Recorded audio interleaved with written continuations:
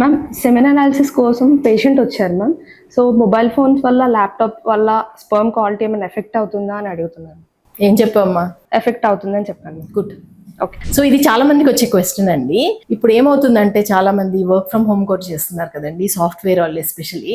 Laptops అనేది lap మీద comfort కోసం పెట్టుకుని పనిచేస్తూ ఉంటారు. ఇక్కడ ఏంటంటే టెస్టికులర్ టెంపరేచర్ అనేది బాడీ టెంపరేచర్ కన్నా 2 to 4 degrees లోవర్ గా ఉండాలన్నమాట. సో ల్యాప్టాప్స్ ల్యాప్ మీద పెట్టి పనిచేయడం వల్ల టెస్టికులర్ టెంపరేచర్ రైజ్ అయ్యి స్పర్మ్ ప్రొడక్షన్ ఎఫెక్ట్ అవడము, స్పర్మ్ క్వాలిటీ ఎఫెక్ట్ అవడము జరుగుతుంది. అలాగే మొబైల్స్ ఫ్రంట్ పాకెట్ లో పెట్టుకుంటే కూడా టెస్టికులర్ టెంపరేచర్ రైజ్ అయ్యే అవకాశం ఉంటుంది అనమాట.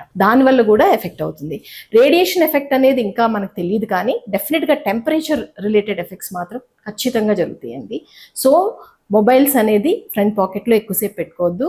ల్యాప్టాప్ అనేది టేబుల్ మీద పెట్టుకొని పనిచేయండి.